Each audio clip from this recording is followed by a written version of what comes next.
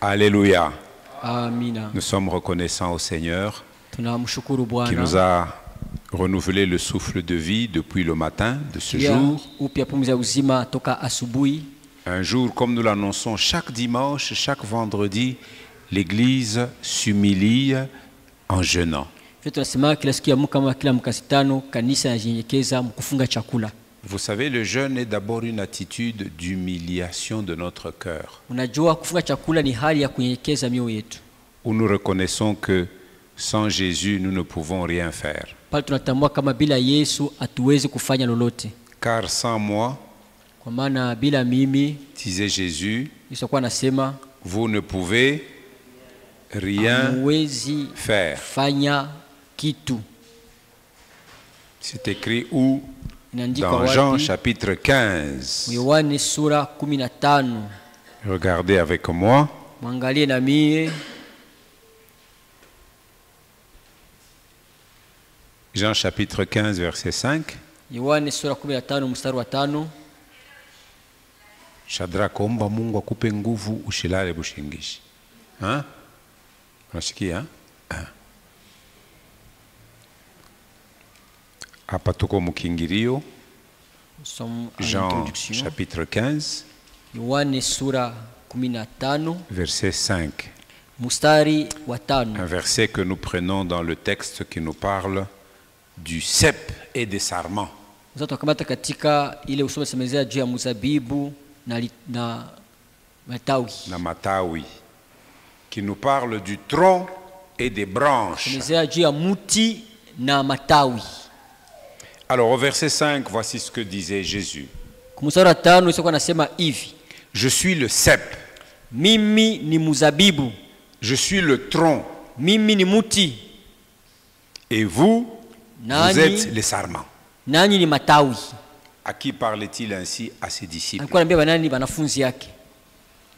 Celui qui demeure en moi et en qui je demeure Ule anakaa ndani yangu na mimi nakaa ndani yake, porte beaucoup de fruits.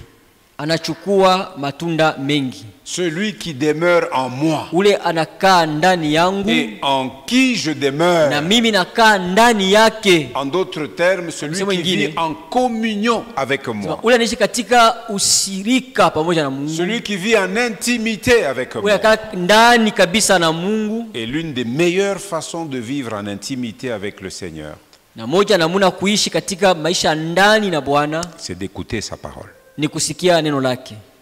C'est de la lire régulièrement. Kuisoma na C'est kuitafakari. de la méditer. Ni kuifikiri, C'est de l'étudier. ni kujifunza hayo. Si nous faisons ça, Tukifanya vile, nous entretenons notre communion avec le Seigneur. tunatengeneza uhusiano wetu pamoja na Bwana. Celui qui demeure en moi et en qui je demeure Ule anakaa ndani yangu na mimi nakaa ndani yake, porte beaucoup de fruits. anazaa matunda mengi. Et la fin du verset, Mwisho wa mstari, car sans moi, kwa sababu pasipo mimi kwa kuwa bila wewe maisha hayafai.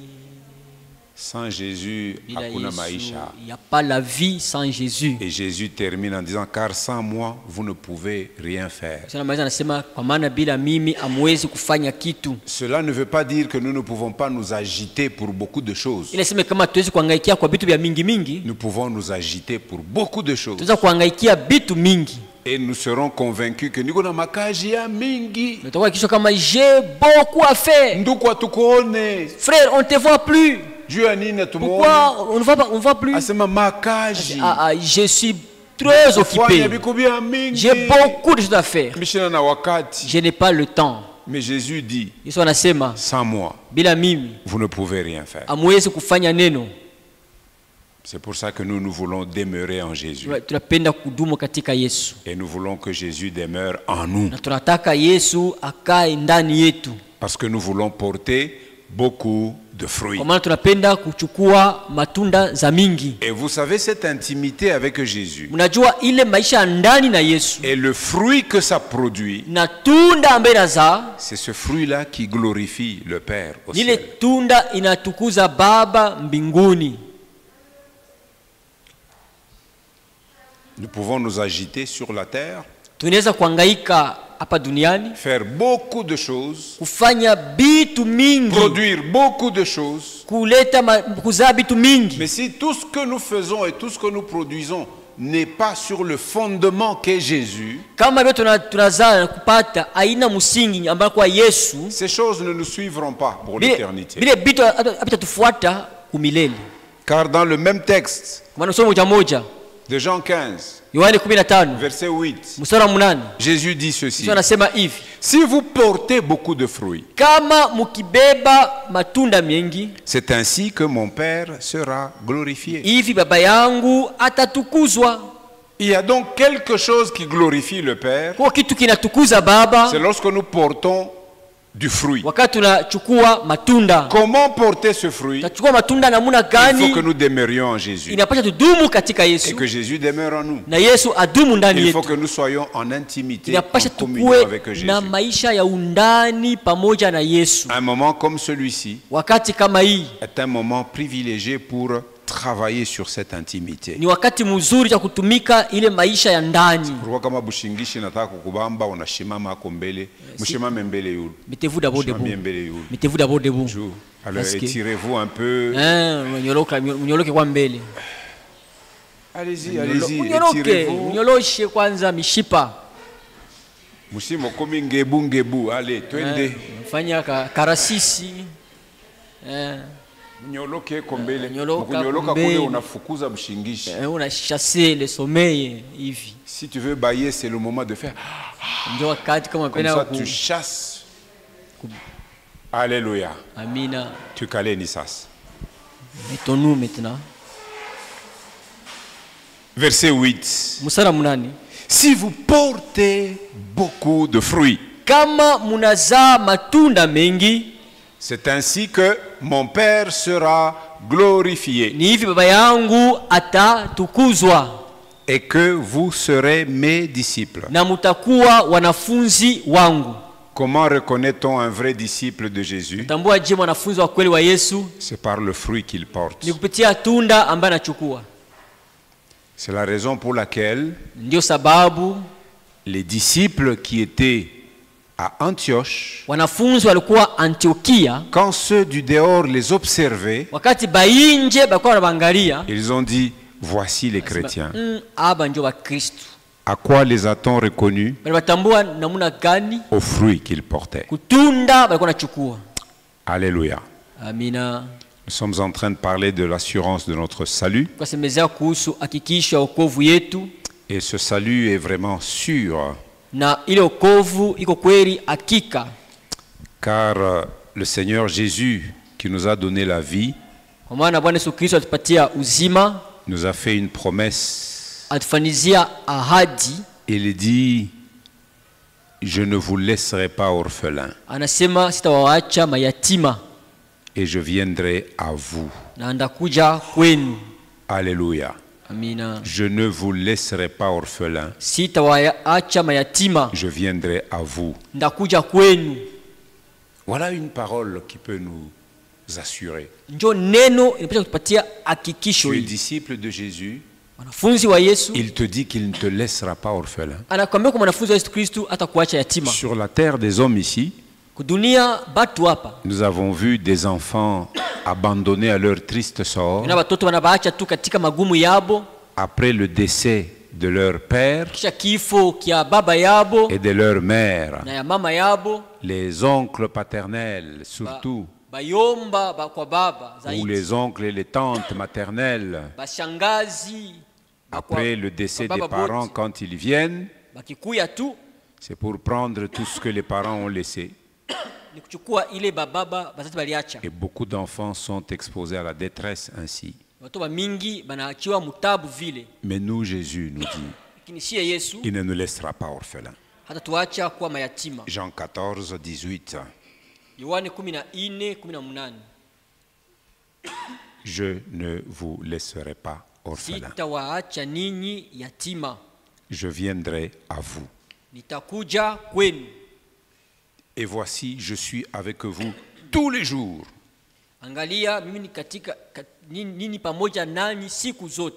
Jusqu'à la fin du monde. Une autre parole d'assurance. Celle-là, je n'ai pas besoin de vous donner la référence, vous la connaissez, n'est-ce pas? Jésus l'a dit dans quel évangile? Je suis avec vous tous les jours jusqu'à la fin du monde. C'est la fin de quel évangile? C'est la fin de l'évangile de Matthieu. Donc si tu tournes la dernière page de l'évangile de Matthieu, c'est là où tu trouveras cette promesse de Jésus. Alléluia. D'ailleurs, le mot monde, c'est le dernier mot de l'évangile de Matthieu. Et voici, je suis avec vous tous les jours jusqu'à la fin du monde. Matthieu, comme je n'ai pas cité, je vois mon ami Don de Dieu, il cherche. Matthieu, le dernier chapitre, c'est lequel? 28. Alors déroule ton menu jusqu'au dernier verset. C'est le verset 20.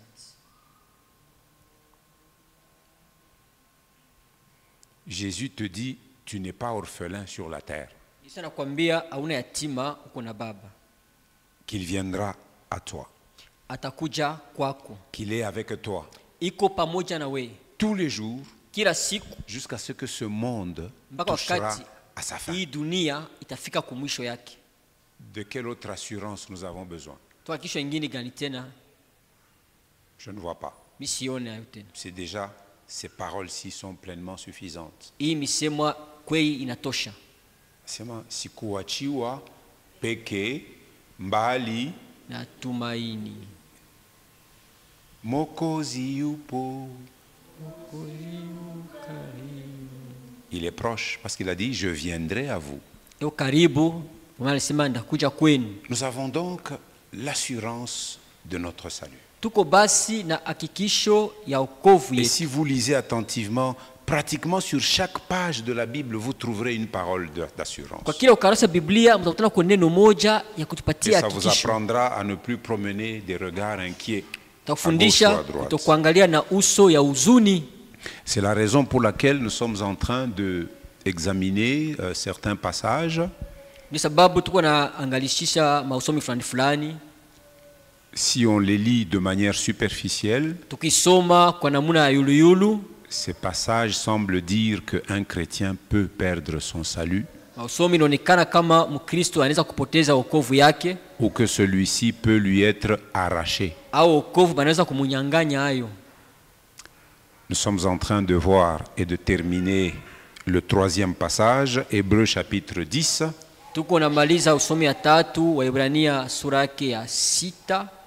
Hébreux chapitre 10. Versets 26 à 31. Relisons en entier le texte et nous allons commenter aujourd'hui 30 et 31 qui nous restaient.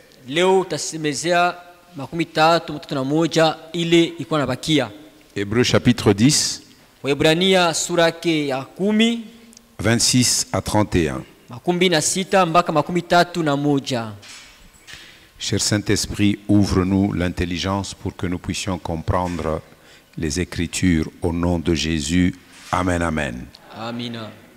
Car si nous péchons volontairement après avoir reçu la connaissance de la vérité, il ne reste plus de sacrifice pour les péchés, mais une attente terrible du jugement et l'ardeur d'un feu qui dévorera les rebelles. Celui qui a violé la loi de Moïse meurt sans miséricorde sur la déposition de 2 ou de 3 témoins. De quel pire châtiment pensez-vous que sera jugé digne celui qui aura foulé aux pieds le Fils de Dieu, qui aura tenu pour profane le sang de l'alliance par lequel il a été sanctifié et qui aura outragé l'esprit de la grâce. 30. Car nous connaissons celui qui a dit: À moi la vengeance, à moi la rétribution. Et encore, celui qui a dit, le Seigneur jugera son peuple. 31. C'est une chose terrible que de tomber entre les mains du Dieu vivant. Amen, amen. Il vous souviendra que nous avons suffisamment parlé des versets 26 à 29.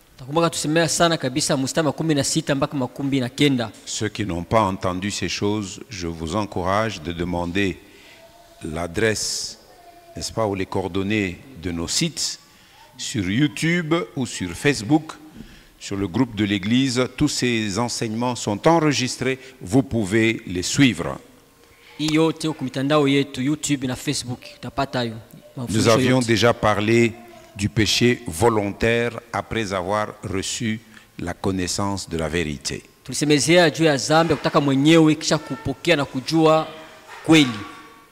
Nous avions déjà parlé de l'attente terrible du jugement et l'ardeur d'un feu qui dévorera les rebelles.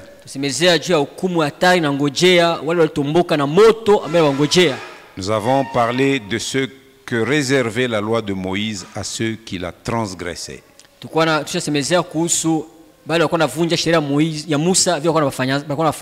Et nous avons vu que cela était peu de choses par rapport au jugement qui attend celui qui aura foulé aux pieds le Fils de Dieu.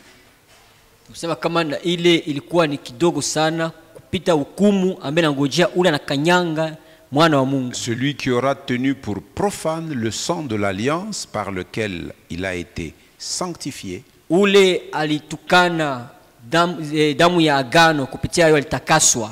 Et celui qui aura outragé l'esprit de la grâce.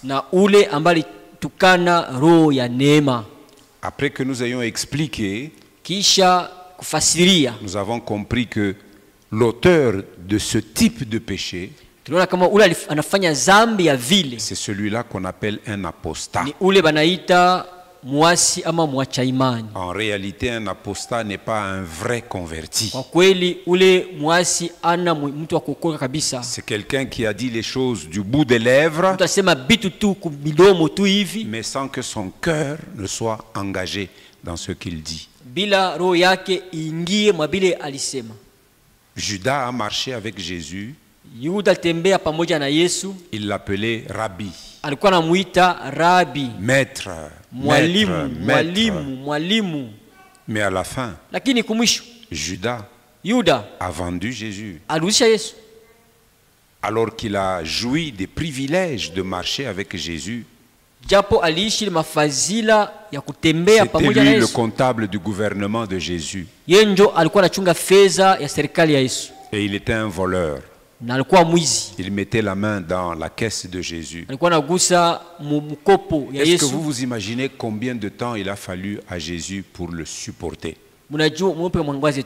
Chaque fois qu'il mettait la main dans la caisse, l'esprit de Jésus était là, c'est ma Judas. Mais lui, il a continué. Et cela ne lui a pas suffi. Il a fallu en plus qu'il vende Jésus pour 30 pièces d'argent. C'est la preuve que cet homme-là, son cœur n'était pas renouvelé. Mais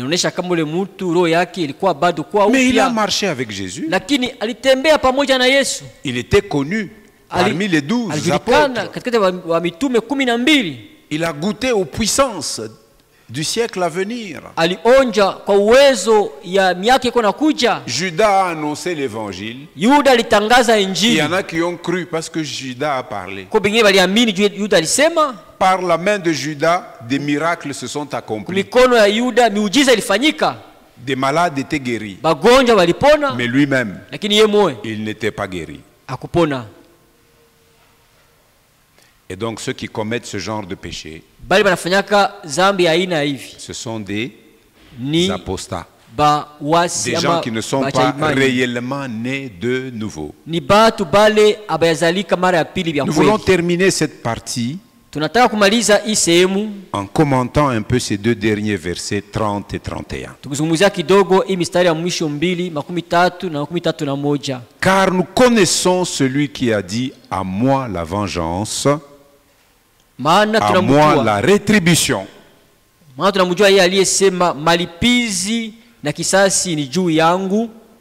30.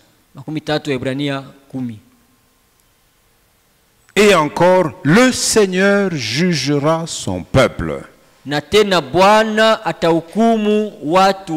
C'est une chose terrible que de tomber entre les mains du Dieu vivant. Alléluia. Amina. Si vous regardez bien dans la Bible, je ne sais pas si ici c'est visible, non. Nous connaissons celui qui a dit, dans la Bible on met 2 points et puis on met des guillemets. C'est-à-dire on fait une citation d'un texte biblique. C'est ce que ça veut dire. Alors ce que l'auteur écrit ici est une citation des 2 versets du Deutéronome. Deutéronome chapitre 32, versets 35 et 36. Deutéronome, c'est le 5e livre de la loi de Moïse. Genèse, le 2e, Exode, le 3e, le 3e. Alors pourquoi tu m'as cité 2? Moi j'ai dit le 3e, tu cites 2 pour que je fasse Boulinde Kotovata. Le 3e, Lévitique. Le 4e et le 5e, Deutéronome. Très bien. Chapitre 32. Et si vous regardez, c'est le cantique que Moïse chanta. Et dans Deutéronome 32, voici les paroles que le Seigneur avait dites aux Israélites par la bouche de Moïse. 35. À moi la vengeance et la rétribution. Deutéronome 32. 35. Tu as mis? Hein? Ok. Quand leur pied chancellera,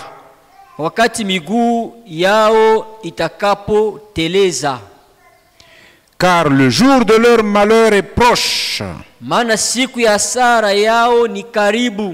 et ceux qui les attendent ne tardera pas.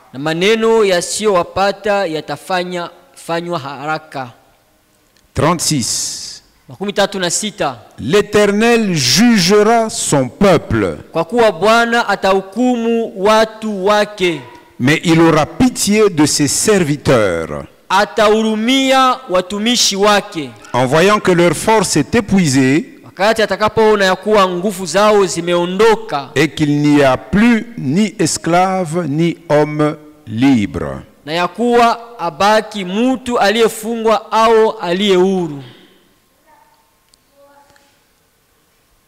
Le verset 29 que nous avions commenté la dernière fois nous avait montré que le rejet délibéré du Fils bien-aimé de Dieu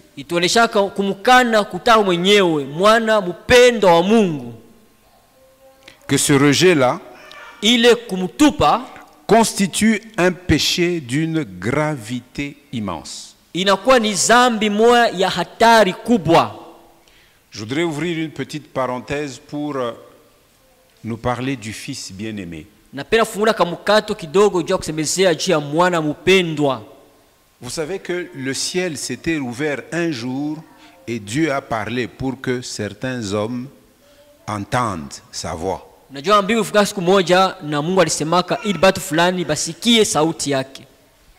sur une sainte montagne en Galilée, kumulima mtakatifu mmoja ku Galilaya. 3 hommes ont fait une expérience exceptionnelle. Batu tatu baliishi maisha moja ya upekee. Pierre, Petro, Jacques, Yakobo et Jean, na Yohane, le fils bien-aimé de Dieu. Mwana mpendwa wa Mungu. Regardez avec moi Matthieu chapitre 17. Mwangali pamoja na mie Mathayo sura 17. C'est une parenthèse que j'ouvre. Hii ni mkaguo. Nous allons revenir à moi la vengeance, à moi la rétribution. Dia kulipa ni kwangu na kisasi ni kwangu. Matthieu 17. Mathayo 17. C'est la portion qui nous parle de la transfiguration de Jésus. Nisema semezea cha kugeuzwa uso wa Yesu.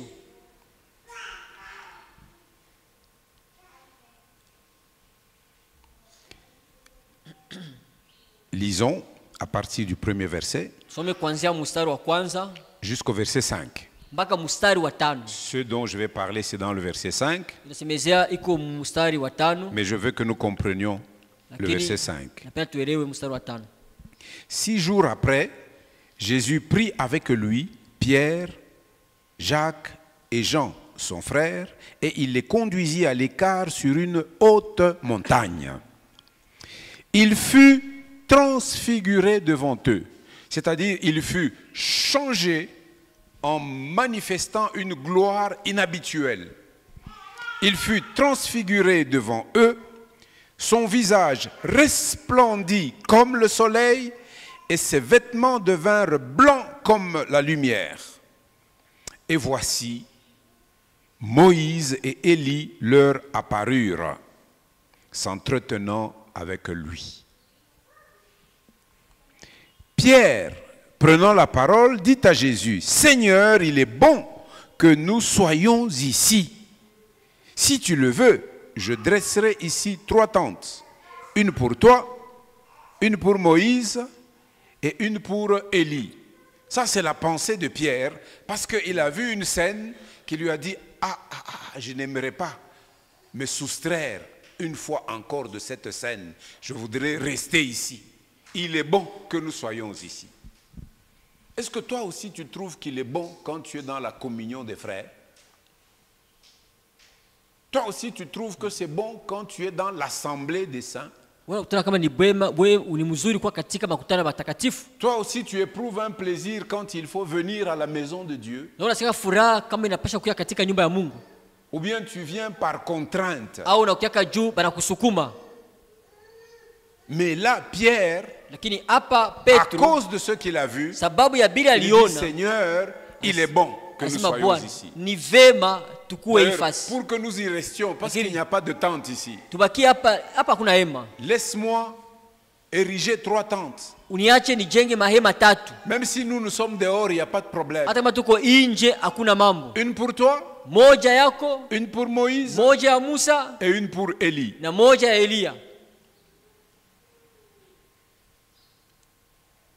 Vous savez, Moïse, c'est le représentant de la loi. Élie, c'est le représentant de la prophétie. Mais comme Jésus est venu, Jésus est la fin de la loi et Jésus est l'accomplissement de la prophétie. Et donc parce que Jésus est venu, nous avons tout pleinement en Jésus. La loi n'a plus grand chose à nous apporter. Ni les prophéties n'ont plus grand chose à nous apporter. Nous avons tout pleinement en Jésus.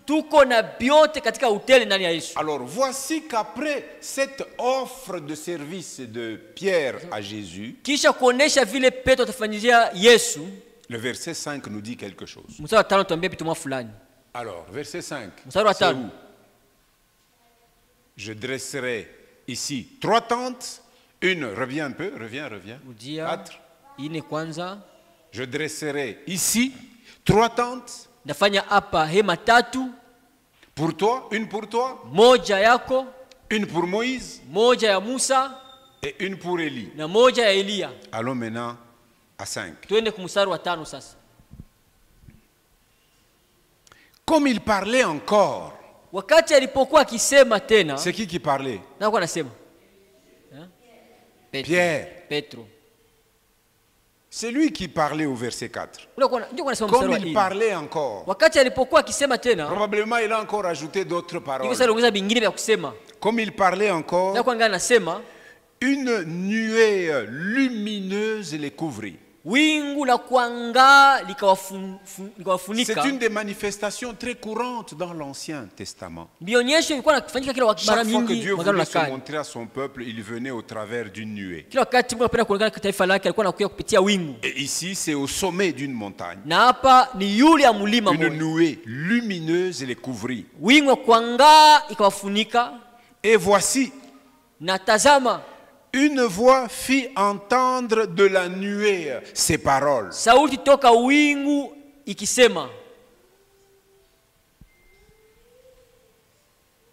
Celui-ci est mon fils bien-aimé.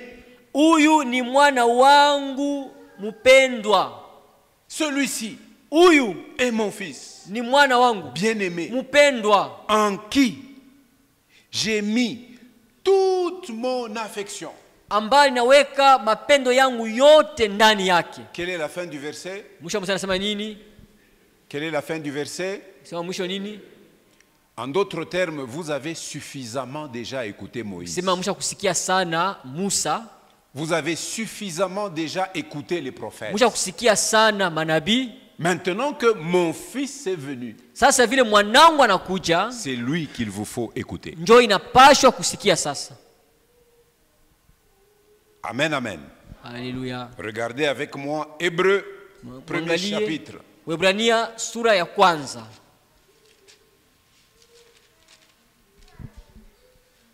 Versets 1er et 2. Mustari wa kwanza na wa tatu. Hébreux. Waebrania. Premier chapitre. Sura ya kwanza. 1 et 2.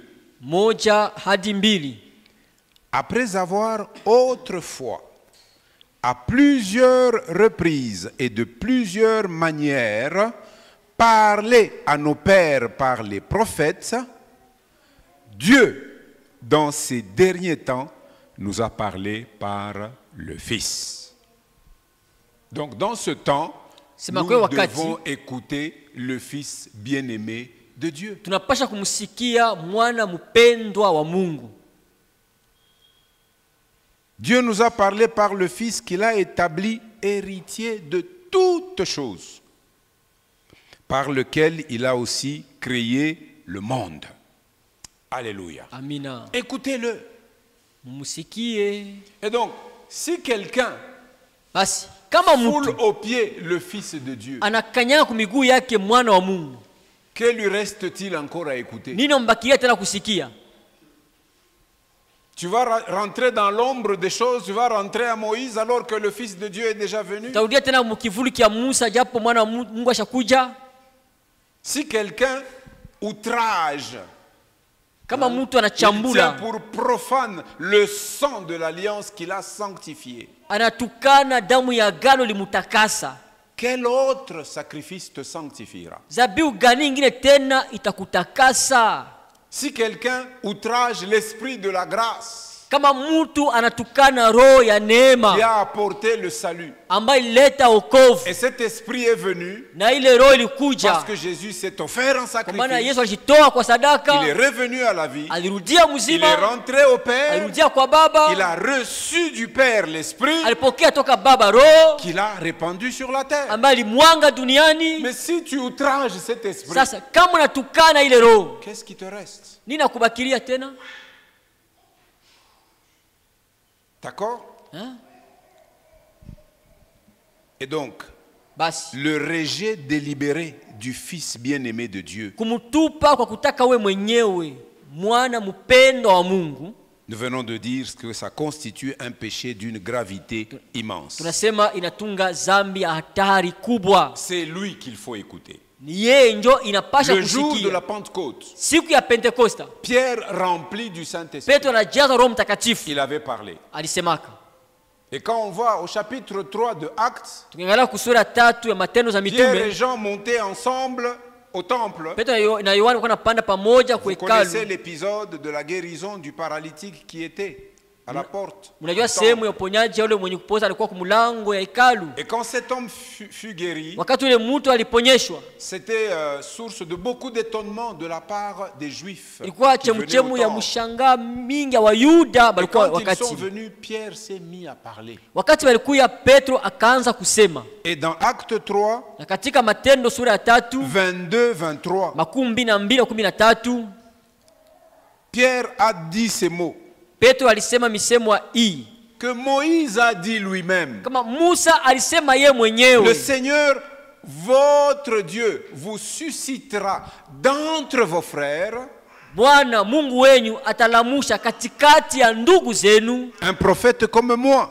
nabii moja kama mimi. Vous l'écouterez dans tout ce qu'il vous dira. Mutamusikia kuyote atawaambia. Donc si les gens retournent encore à Moïse pour qu'il leur parle, Kama tutaleta kwa Musa ndio aseme nabo, Moïse leur dit non. Musa anawaambia hapana, Le Seigneur votre Dieu vous a déjà suscité d'entre vous Bwana Mungu mwenyewe sema un ilamishia prophète. katikati yenu C'est lui nabii. qu'il vous faut maintenant écouter. Ndio inapasha kusikia Ne sasa. revenez plus à moi. Msikie tena kwangu. Moi je suis venu pour lui préparer un chemin. Mie ni kuya kumtarishia tu njo Maintenant njia. que lui est venu, Sasa vile alikuya moi je yeye, m'efface. mie nazimika. C'est ce que Jean-Baptiste aussi a Ndio dit. wani mbasha sema Je pia. n'ai été envoyé que pour lui préparer un chemin. Nituma tu kumtarishia Maintenant njia. que lui est venu, Sasa vile yeye eh alishakuya, bien, il faut que lui s'élève inafaa yashimame et que moi, na je mie m'abaisse. nishuke. Mais aujourd'hui, vous voyez des gens qui sont, comme on dit, des judaïsants. Ils veulent nous ramener à la religion juive. Leo tuna batu wanapenda kurudisha katika mudini ya Bayuda tena kuja Alors que mgongo. Jésus est déjà venu Japo Yesu pour alishakuya. nous donner la vraie liberté des enfants de Dieu. Japo tupatia uhuru ya kweli ya watoto wa Mungu. Alléluia. Amina. Et Moïse dit au verset 23, Na mtu anasema Acte kumsema 3. 13, Matendo et 3. quiconque n'écoutera pas ce prophète, Yeyote ule asitamusikia ule nabii, eh bien, il sera exterminé du milieu du peuple. sema ataharibu, atauawa katikati ya watu. Et donc, c'est la raison pour laquelle Sasa ni sababu juu yayo Dieu jugera tous ceux qui en sont coupables. Coupables de quoi? Du rejet délibéré du Fils bien-aimé de Dieu. Mungu atahukumu bale bote batakuwa na kosa juu ya kutupa mwana wa Mungu mpendwa. C'est ainsi que Dieu a déclaré, Ndio hivi Mungu alisema, à moi la vengeance, ni kwangu mimi kisasi à moi la rétribution. na kwangu mimi kulipa. Je payerai Ndalipa tous ceux qui auront rejeté délibérément ce Fils bien-aimé. bale batamutupa kwa kutaka wenyewe ule mwana Et vous savez, mpendwa. la vengeance, dans le sens où nous lisons ici, Unajua kulipa kisasi muali tulisemezea hapa signifie la justice complète. ni kusema haki ya kueneana. Ce n'est pas le même entendement quand un homme veut se venger. Aina usizo moja moja kama mtu anapenda kulipisha kisasi. La vengeance de Dieu, Kisasi kia Mungu c'est l'application de sa justice complète. ni kutumia haki yake ya kueneana. Ainsi donc, quand la vengeance est attribuée à Dieu, Na hivi kama kisasi inakuwa ni ya Mungu, elle ne comporte aucune trace de rancune. hakuna hata alama moja ya kuchunga roho Vous mbaya savez ndani. comment les hommes se vengent les uns des autres? Unajua vile batu wanaweza lipishana kisasi moja kwa wengine. Kama mtu alikufanya kibaya, Quelqu'un t'a posé pale du pale tort. hauna na nguvu ya kumrudishia. Quand tu n'as pas la force de lui rendre ce qu'il a fait pour toi, Utasema nini? tu vas dire quoi? Chunga. Attends, Chunga tu nijireconstituer. attends, je me prépare très Bali bien. na mimi nitashikiaka mina Quand ripima mina j'aurai eleana. la force, D'ailleurs, il y a cet adage qui dit Kuba la simaka. vengeance est un plat qui se mange froid. ma kisasi inakuwa ni chakula banakula Wewe na ule baridi. ulifanyaka kibaya sasa inusha na kusabu. Tu as déjà oublié, tu as fait du Mais mal ule à quelqu'un. ulifanyaka Mais celui à qui tu as 30 causé du ans tort, après miaka ashisabu. 13 kisha asiasabu. Eko nachunga occasion Il attend l'occasion ya kukurudishia. pour te Mais payer, pour te répondre. vengeance ya Mungu Mais la vengeance de Dieu, amuna rancune. il n'y a pas la rancune. Il s'agit simplement d'exécuter ce qu'une personne mérite réellement. Inapasha kutimiza tu kile mtu anastahili tu kwa kweli. C'est pourquoi à toi et moi, Ndio maana kwako wewe na mimi il est adressé cette exhortation. banatupatia hii sugutisho. Romains chapitre 12. Waroma sura 12. Romains 12, 17 à 21. Lisons ce verset, ce texte. Ne rendez à personne le mal pour le mal. Usifanyizie mtu kibaya, musilipe mtu ubaya kwa ubaya. Recherchez ce qui est bien devant tous les hommes. Angalieni yaliyo mema mbele ya macho ya watu wote. Recherchez ce qui est bien devant tous les hommes. Tafuteni yaliyo mema mbele ya watu wote. S'il est possible, autant que cela dépend de vous, soyez en paix avec tous les hommes. Kama ikiwezekana kwa upande wenu muwe na salama na watu wote. Verset 19. Mstari 19. Ne vous vengez pas. Wapenzi, musilipise kisasi. Ne vous vengez point vous-même. Musilipise kisasi nini wenyewe. C'est pour ça que même dans la justice humaine, on dit que si quelqu'un a commis un tort contre toi, tu ne peux pas te faire justice toi-même. Va te plaindre au système judiciaire qui, après jugement, décidera de la sanction que celui qui est accusé devra recevoir. Parce que souvent nous manquons la règle ou la loi de proportionnalité. Mara mingi tunakosaka ile taratibu ya kulipisha vile stahili. Kwanza mtu alikupika lupi ni moya. Quelqu'un t'a giflé. Sasa kama kishirani kinakupanda. C'est giflé. Maintenant tu es en colère. Wewe unamubamba. Tu le prends. Pika bibunu 10 musula. Bucheche 10 mkichwa. Bucheche.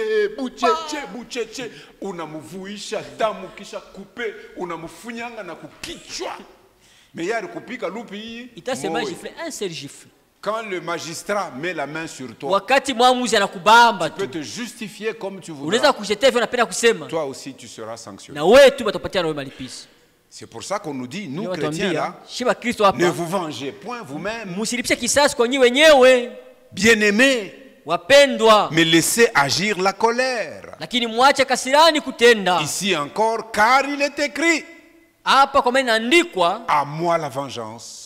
Kisasi ni kwangu, à moi la rétribution, dit le Seigneur. Na kulipa ni mimi Bwana anasema. En d'autres termes, kwa namna nyingine kusema, si quelqu'un me fait du mal, kama mtu ananifanyia mabaya, la bonne attitude, hali mzuri, c'est d'en parler au Seigneur. Ni kwenda kusema na Bwana. Seigneur, Bwana, vois leurs menaces. Angalia vile wanishambulia. Regarde la persécution Uangalie que mateso vile wanaishi. Regarde tout ce qu'on est en train Angalia de wanifanyizia hapa muone. Le Seigneur il dit laisse-moi. Bwana sema uniachie ile mambo. Moi je sais comment je mimi najua ndafanya namna gani. Moi je sais comment je paye. Mimi najua ndalipa je. Qu'on ne te trouve donc pas te vengeant toi-même. Basi utane huko ajipa kisasi wewe mwenyewe. Tu as un vrai vengeur. Uko na kisasi wa kweli. C'est le Seigneur. Ni Bwana. Et il sait le faire au bon moment et de la bonne manière. Wakati mzuri namna mzuri. Toi-même ne te venge pas. Wewe peke usipe kisasi. Ne te venge pas. Hapana kulipa kisasi mwenyewe. À moi la vengeance, à moi la rétribution, dit le Seigneur. Kwangu kisasi, kwangu kulipa, Bwana anasema. Et verset 20. Mstari wa 12. Mais si ton ennemi, lakini kama adui yako, a faim, akiwa na njaa, sema ukufu yata kufwa. Meurt-toi vile banandika mwa verset. Ndio siko na Kristo. Si ton ennemi a faim, kama adui yako na njaa, ufanye nini? Tu fais quoi? Unafanya nini? Mupe chakula. Bon. Kesho deja wewe mwenyewe wende ufanye revue kama uko na enemy moya, surtout kama unayua moya wa mafemba ya grave, beba chakula wende umpelekee. C'est ça que la Bible nous recommande. Si ton ennemi a faim, tu fais quoi? Tu lui donnes à manger. Et s'il a soif, tu fais quoi? Asema pa muribu pa mukauke atapa toke bilonda. Jovile. Donne-lui à boire.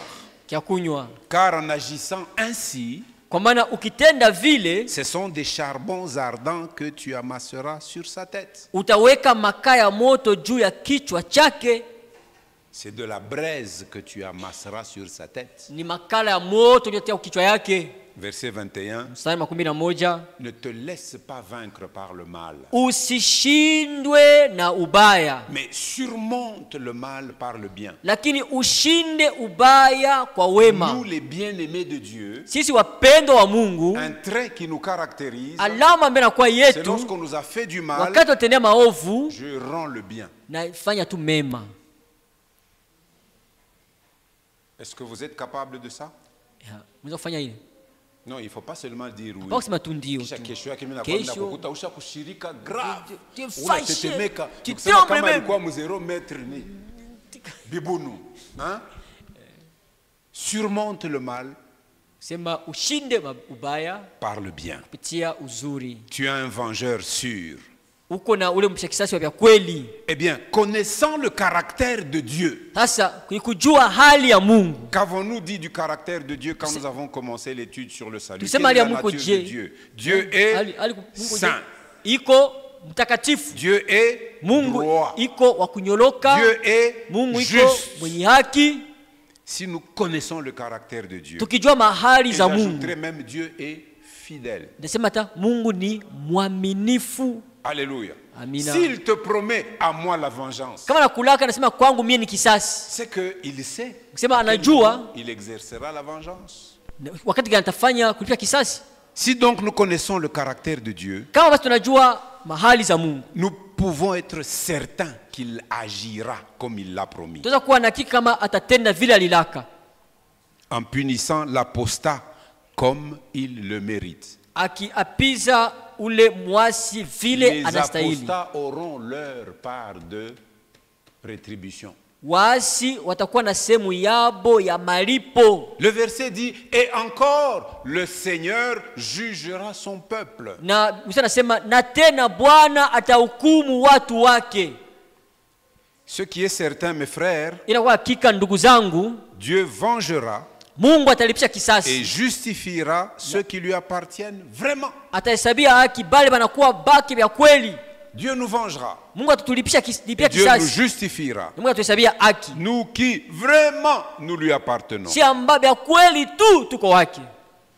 Mais dans ce verset, lakini mwa mustari, il s'agit du jugement des impies. Masemezea juu ya hukumu ya wale ambao wanamchukia Mungu. Et le Seigneur jugera son peuple. Na Bwana atahukumu watu wake.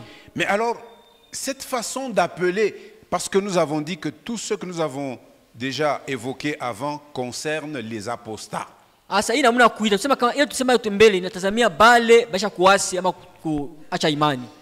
Et donc si le fait que des apostats sont appelés son peuple, kama vile wale wa kuasi wanaitwa watu wake, et si ce fait paraît difficile à comprendre, na kama ina muni inakuwa vigumu kuelewa, n'oublions d'abord pas que Dieu est le créateur de tout ce qui existe et de tout ce qui vit sur la terre. Même s'il n'est pas leur rédempteur, il reste leur créateur. Donc tous les peuples de la terre appartiennent au Seigneur. Il demeure ses créatures. Mais ceux qui sont apostats, ils ont professé, ils ont déclaré pour un temps faire partie du peuple de Dieu. Vous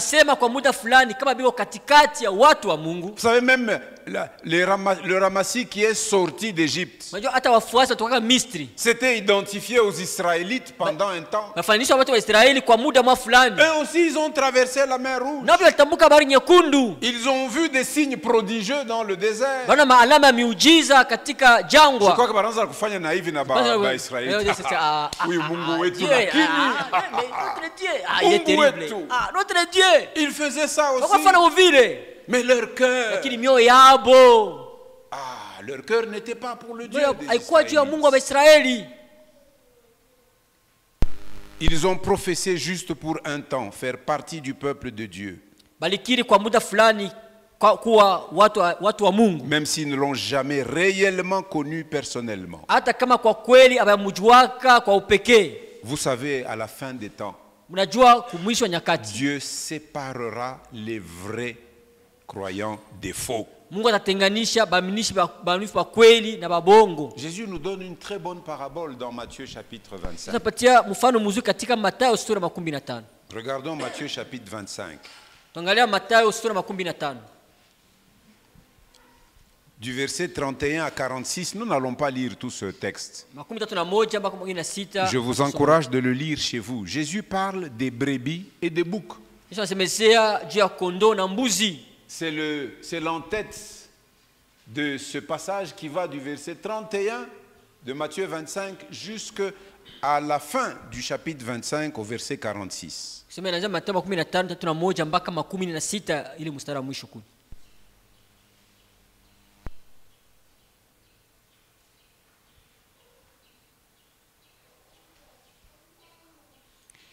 Dieu séparera les brebis de boucs.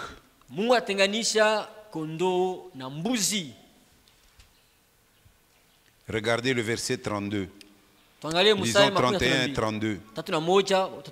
Lorsque le Fils de l'homme viendra dans sa gloire avec tous les anges, lakini wakati mwana wa watu atakapokuja katika utukufu yake na malaika yote pamoja naye, il s'assiera sur le trône de sa gloire. alafu ataketi juu ya kiti cha utukufu wake. Verset 32. Mstari 32. Toutes les nations seront assemblées devant lui. Na mbele yake mataifa yote yatakusanyika. Nous pouvons aussi dire tous les peuples seront assemblés devant lui. Sema kama watu wote watasanyika mbele yake. Il séparera. Atatenganisha. Qui fera la séparation? Na atatenganisha? Le Fils de l'homme. Mwana wa mtu. Jésus-Christ. Yesu Kristo. Il séparera les uns d'avec les autres. Atatenganisha bamoja na bengine. Comme le brebis, plutôt comme le berger sépare les brebis d'avec les boucs. Kama mchungaji anatenganisha kondoo na mbuzi. Et il mettra les brebis à sa droite. Taweka kondoo kwa mkono wake wa kuume. Et il mettra les boucs à sa gauche. Na mbuzi watenda mkono wake wa kushoto. Et puis il s'adressera à chaque groupe. Kisha atasema na kila kundi. Alors le roi dira à ceux qui seront à sa droite, mfalme atawaambia wale watakuwa mkono wake wa kuume, c'est-à-dire les brebis, kusema kondoo, venez, kujeni, vous qui êtes bénis de mon Père, ninyi mliobarikiwa na baba yangu, prenez possession du royaume qui vous a été préparé dès la fondation du monde. Murithi ufalme uliotengenezwa tangu kuumbwa kwa dunia kwa ajili yenu. Alléluia. Amina.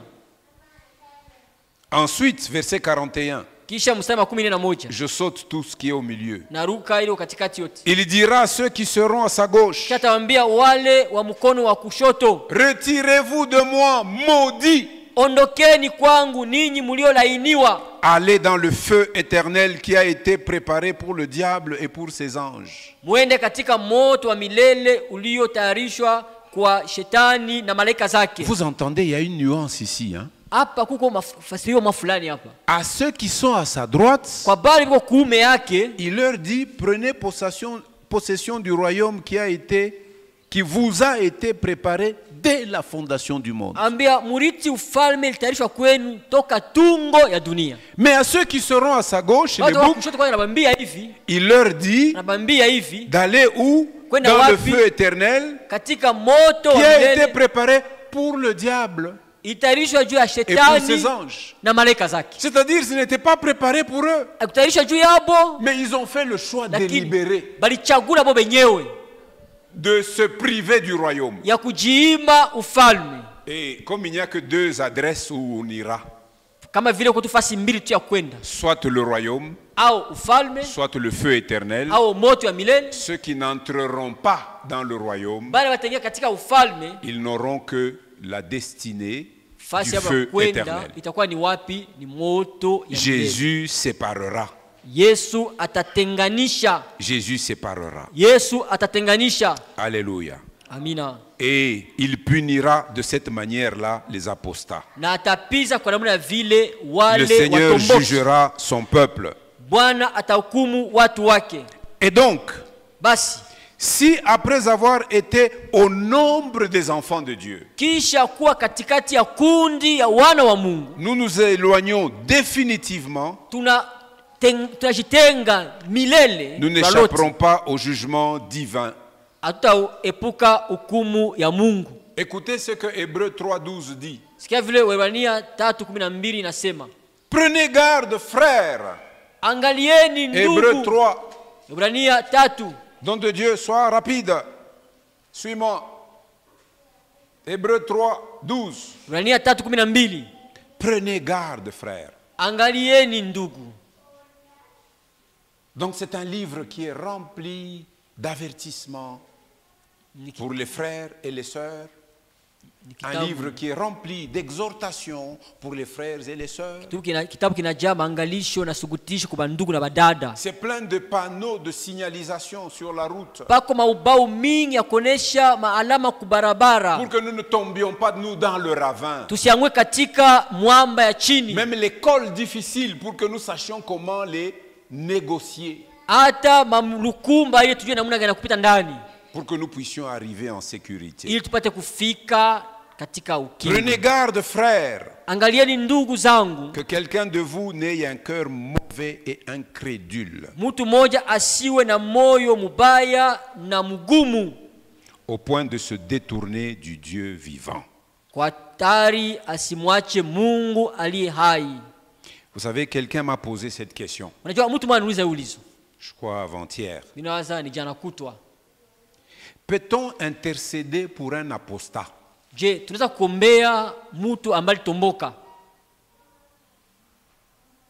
Qu'est-ce que vous en pensez? Peut-on intercéder pour un apostat? Lui-même il m'a écrit, dit pasteur, il y a une question qui me taraude de l'esprit. Il dit, peut-on intercéder pour un apostat? Quelqu'un qui a compris cette leçon, il peut trouver la réponse. Mais laissez-moi vous donner aussi la réponse que je lui ai donnée. Comme dès que j'ai lu ça, j'ai commencé à écrire. J'ai recopié dans mon carnet des notes ce que je lui ai écrit. Voici ce que je lui ai écrit. Dès lors qu'il est clairement établi que quelqu'un est un apostat, et vous savez comment nous avons défini un apostat, n'est-ce pas? Dès lors qu'il est établi clairement que quelqu'un est un apostat, aucune intercession ne peut changer son sort. Aucune.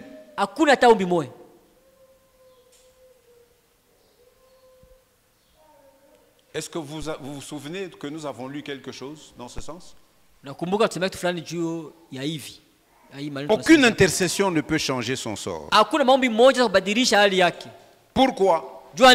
Parce que l'apostasie est un péché qui mène à la mort. L'apôtre Jean est très clair à ce sujet. Nous avons lu avec vous dans 1 Jean chapitre 5, verset 16. Si quelqu'un voit son frère ou sa sœur commettre un péché qui ne mène point à la mort, qu'il fasse quoi? Qu'il prie. Pour quel péché? Qui ne mène pas. Un péché qui ne mène pas à la mort. S'il prie, qu'est-ce qu'il va faire? Il va en découler et Dieu donnera la vie à ce frère ou à cette sœur. Il la donnera à ceux qui commettent un péché qui ne mène point à la mort. C'est clair? Maintenant écoutez la suite, la partie B de Jean 5:16. Il y a un péché qui mène à la mort. Écoutez comment Jean termine. Ce n'est pas pour ce péché-là que je dis de prier. C'est écrit. Et donc je vous repose la question. Peut-on intercéder pour un apostat? Pourquoi? Parce que Dieu ne nous écoutera pas. Alléluia. Je vais vous donner quelques illustrations dans la Bible. Et c'est des passages que je lui ai même suggéré de lire. Notez-les aussi, vous les lirez chez vous. Nombre chapitre 15 verset 30. Hesabu sura 15 mstari 13. Sélectionne-moi déjà celui-là, mais vous écrivez d'abord les passages. 1 Samuel chapitre 2 verset 25. Samuel wa kwanza sura ya pili mstari 25. Et puis Matthieu chapitre 12 verset 31. Mathayo sura 12 mstari 31. Marc 3 29. Marko 3:29. Luc chapitre 12 verset 10. Luka sura 12 mstari wa 10. Puis viennent Hébreux 6 verset 4. Kisha Waebrania 6 mstari wa 4 inatokelea. Et 10 verset 26. Na Waebrania sura 10 mstari wa 16. Des passages que nous avons exploités déjà. Mausomi cha kusemea kabisa. Et enfin 2 Pierre chapitre 2. Na mwisho Petro wa pili sura ya pili verset 20 à 22. Mstari wa 12 mpaka 12. Alors faisons la lecture de ces passages. Some ima usomi. Commence avec Tunaanza. Nombre 15 Hesabu 15 verset 30. Mstari wa 13. Lisons ensemble. Pamoja. Mais si quelqu'un indigène ou étranger, indigène c'est-à-dire faisant partie du peuple, autochtone, c'est ça un indigène. Okay? Ce n'est pas une insulte quand on dit à quelqu'un que tu es indigène. Mais mulangage yetu sema indigène asema musenji. Hapana. C'est-à-dire autochtone. Mwenye kwabo. Hein? Si quelqu'un, qu'il soit indigène ou étranger, agit la main levée. La main levée veut dire intentionnellement, expressément, volontairement, avec préméditation. C'est ça, agir la main levée. Eh bien, il fait quoi? Il outrage l'Éternel. L'outrage veut dire quoi? Frère Hervé, outrage. Monashikiaka muma dunia au monasema outrage contre le chef de l'État, hein, au magistrat, outrage à l'autorité judiciaire, outrage au chef du gouvernement, outrage au chef de l'État, outrage au roi. Et il y a des nations où cet outrage là-bas, quelqu'un qui agit la main levée, il a fait quoi? Il a outragé l'Éternel. Donc il a porté atteinte de manière honteuse à l'autorité, à la suprématie de l'Éternel. Eh bien, celui-là sera retranché du milieu de son peuple. Souvenez-vous ce texte que nous avons commencé à lire. Si nous péchons volontairement, ça c'est le péché. Ça c'est le péché. Bon, ça va faire quoi? J'ai fait. C'est ça, agir la main levée. Et Dieu avait prescrit que une telle personne doit être retranchée. 1 Samuel chapitre 2. Samuel wa kwanza sura ya pili. Verset 25. Mstari wa 15. Il s'agit des fils du sacrificateur Élie. Inakuwa ni wana wa kuhani Eli. Ces fils-là, Ophni et Phiné, étaient terribles. Wale watoto Ophni na Finea walikuwa ni hatari wale watoto bana. Alors, écoutez ce que le Seigneur avait dit par la bouche du prophète Samuel. Non. Dieu lui-même a parlé. Si un homme pêche contre un autre homme, Dieu le jugera. Mais s'il pêche contre l'Éternel, qui intercédera pour lui? Et ils n'écoutèrent point la voix de leur père. Qui ça, ils n'écoutèrent point les fils de Élie. Vous savez ce qu'ils faisaient? Qui a déjà lu un Samuel? Comment se comportaient les fils du sacrificateur Élie? Qui se souvient un de leurs comportements?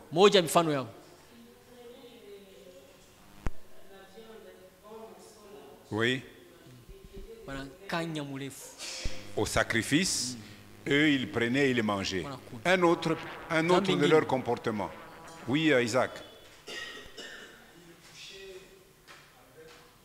Les femmes qui venaient pour offrir des sacrifices à Dieu, ils les transformaient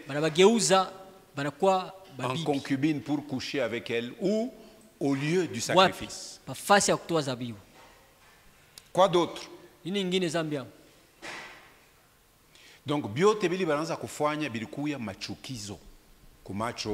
c'était de l'abomination aux yeux de Dieu. Bien que leur père leur a parlé, mais ils n'écoutèrent point la voix de leur père. Pourquoi? Dieu avait fermé leur cœur au conseil. Pourquoi? Car l'Éternel voulait les faire mourir. Vous entendez? Donc, il y a certaines personnes que Dieu a déjà préparées pour les tuer. Et il le fait bien. C'est pourquoi il dit à moi la vengeance, à moi la rétribution. Ces deux amis-là, Ophni et Phinéas, ils avaient pris l'arche. Il dit c'est nous les fils du sacrificateur. Quand Israël était en guerre contre les Philistins, il se disait la présence de l'arche est la garantie de la présence de l'Éternel au milieu de l'armée d'Israël. Ils sont allés portant l'arche. Mais qu'est-ce qui est arrivé au front? Israël a été copieusement battu. Et eux, les deux là, ont été mis à mort. Et les Philistins ont pris l'arche. Ils sont allés avec chez eux. Il y a eu un fouillard qui est revenu du front pour dire à Élie. Il dit, oh, l'arche du Seigneur est partie. L'armée d'Israël débandage. Même tes fils sont morts. Quand Élie a entendu ça, il est qu'il était lourd. Il est tombé à la renverse sur sa chaise, il s'est brisé la nuque et il est mort. La femme de l'un des deux fils qui était au front, apprenant que son mari est mort, elle fut prise d'un coup des douleurs de l'enfantement. Elle a enfanté d'un fils. Vous savez comment elle l'a appelé? Ikabod. La gloire inaondoka kwa Israeli. Il y a des gens, si Dieu a déjà décidé, toi tu viens, je vais prier pour eux. Toi tu connais son cœur. Donc, kuko ligne rouge. Ndio maana beko natupatia maavertissement. Tuchange kuchofea ku ligne rouge. Ligne iko pale, chez tutembelee huko. Amina. Vous entendez? C'est pour ça qu'il y a plein d'avertissements dans la Bible. Ça, c'est le deuxième texte. Maintenant, le Seigneur Jésus nous parle dans les évangiles. Matthieu 12, 31.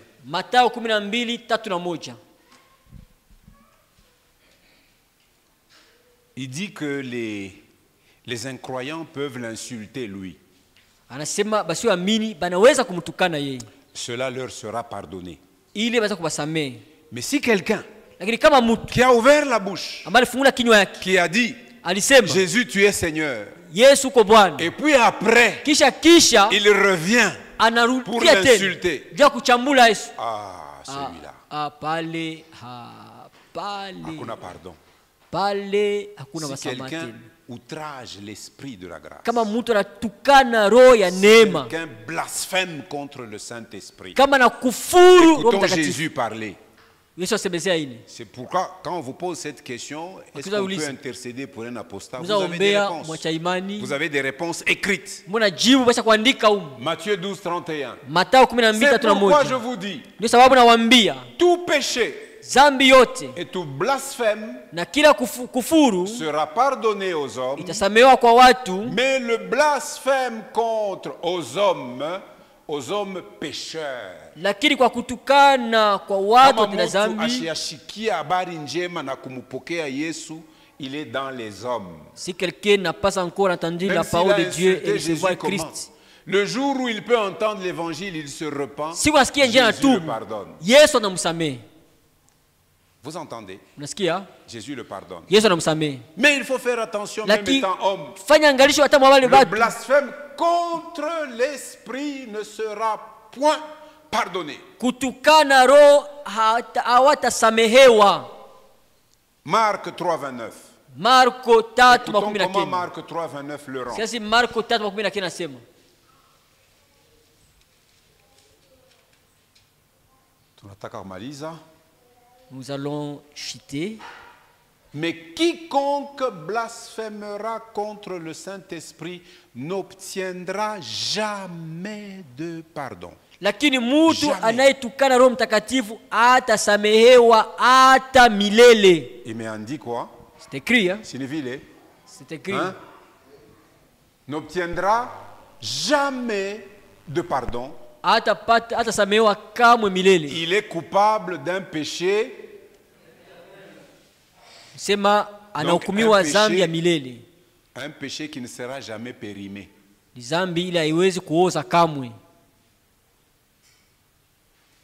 savez, on nous avait raconté une petite histoire.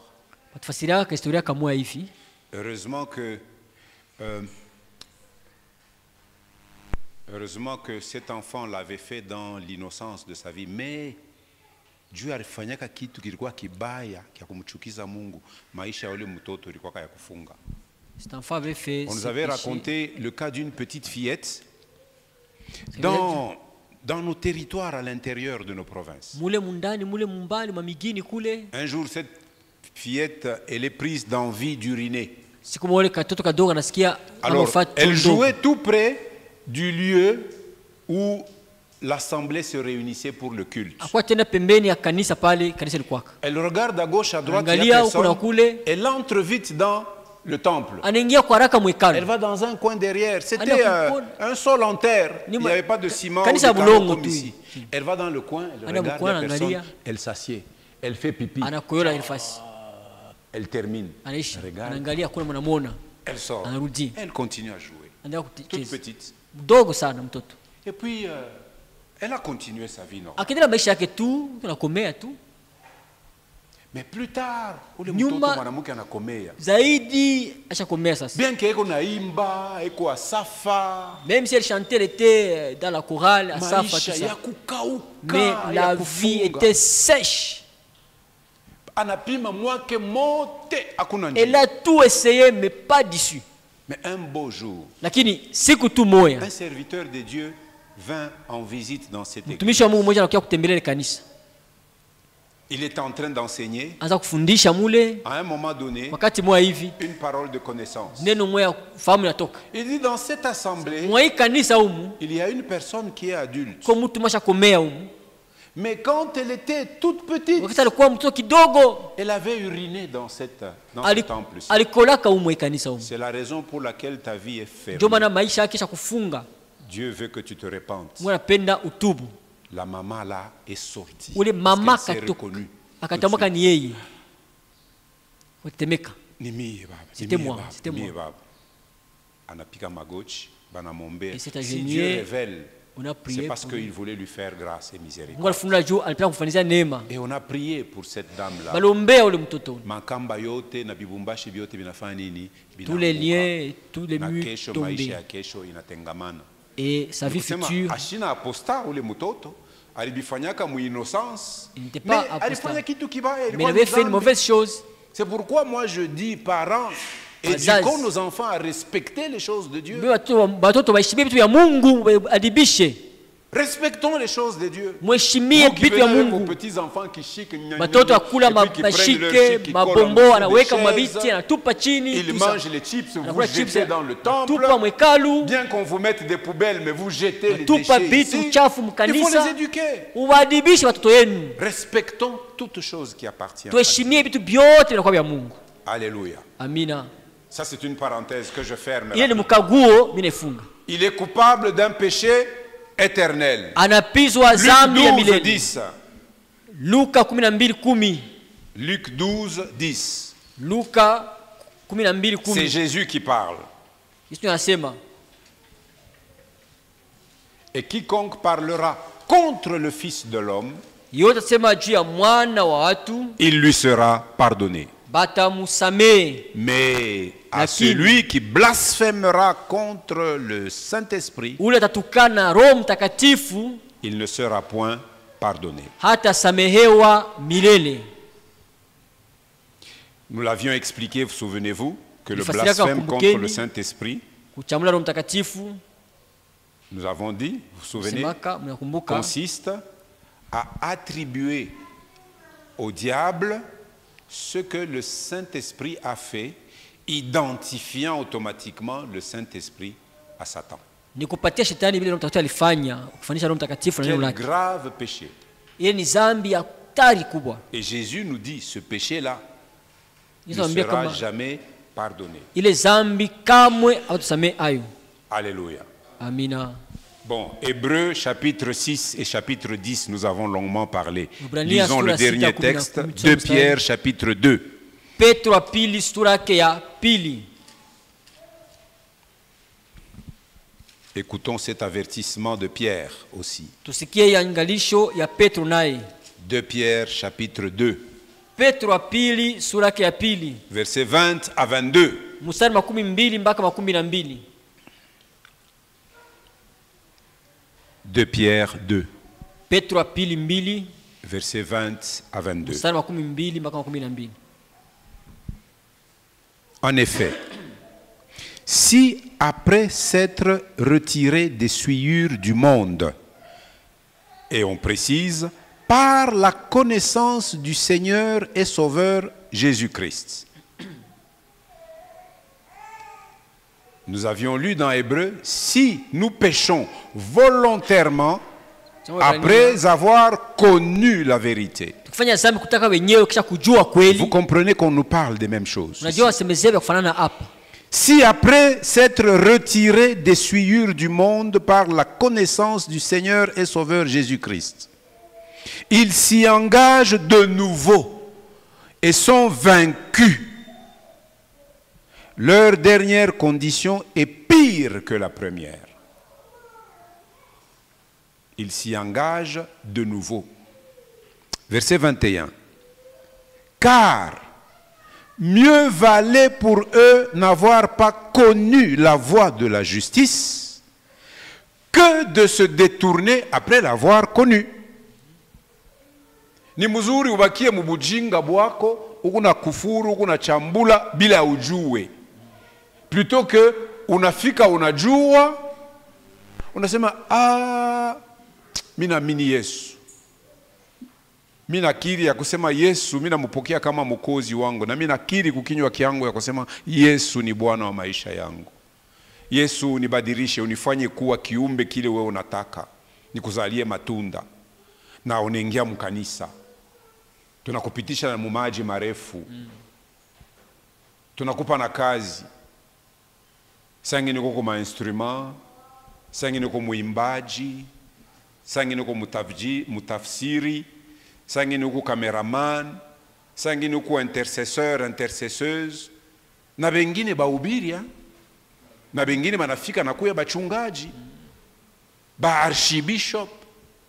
Kisha avec le temps on asema milikotolaka hii njia hii missionnaire. Tu rejettes tout ça. C'est ça, n'est-ce pas? Ils s'engagent de nouveau dans les souillures du monde et sont vaincus par ces souillures. Leur dernière condition est pire que la première. Car mieux valait pour eux n'avoir pas connu la voie de la justice que de se détourner après l'avoir connu du saint commandement qui leur avait été donné. Ulishikia tu injili bien, unashikia bana exposé, unaishikia. On a dit, mina y comprendre. Ces jours-ci, je suis en train de suivre Arsène, il est en train de donner des affermissements. J'entends un homme qui pose des questions. Ah bon, donc ici. Une personne comme ça n'a plus d'excuses. Hein? Tu comprends, Arsène? Une personne comme ça n'a plus d'excuses. Si dans la suite des temps, ce que nous ne souhaitons pas, nous voyons cette personne revenir sur ses engagements, il n'y a plus rien qui reste pour cette personne. Alors si vous me posez la question, faudra-t-il intercéder pour une telle personne? Je vous ramènerai aux Écritures. C'est clair?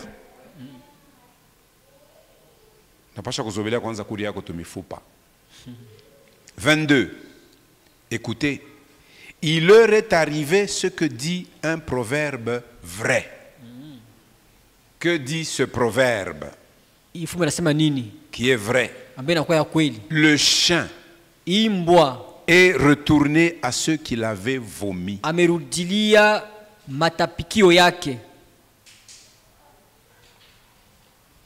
Et la truie lavée s'est vautrée dans le bourbier.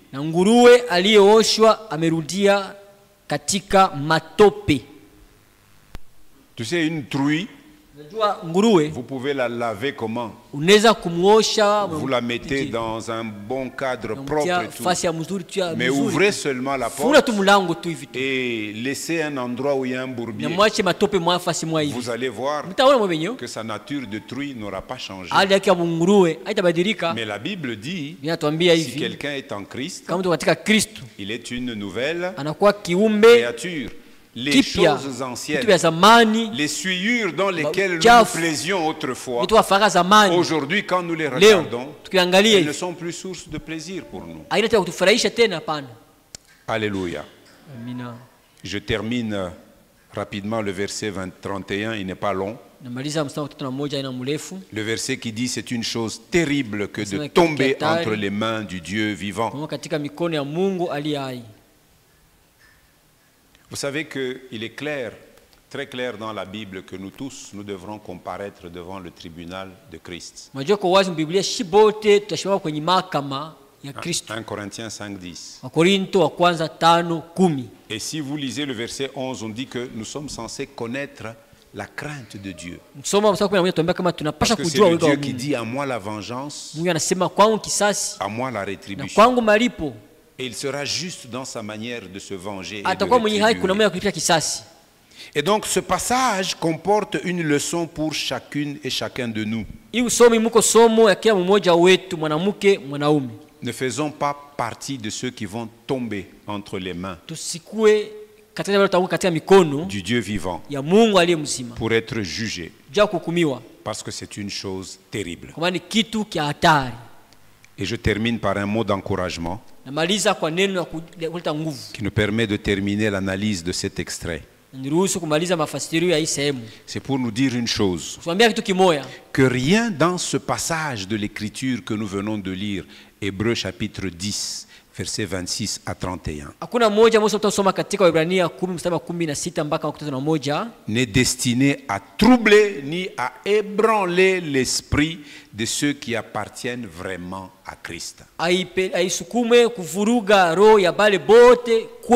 tu appartiens vraiment à Christ, si l'esprit de Christ dit à ton esprit que tu appartiens à Christ et que tu es enfant de Dieu, ces choses dont nous sommes en train de parler ne peuvent ni te troubler ni t'ébranler. Romains 8 dit: celui qui n'a pas l'esprit de Christ ne lui appartient pas. Mais cet esprit, c'est celui qui nous fait dire Abba, Père. Quand nous nous adressons à Dieu, nous disons mon Père. Alléluia.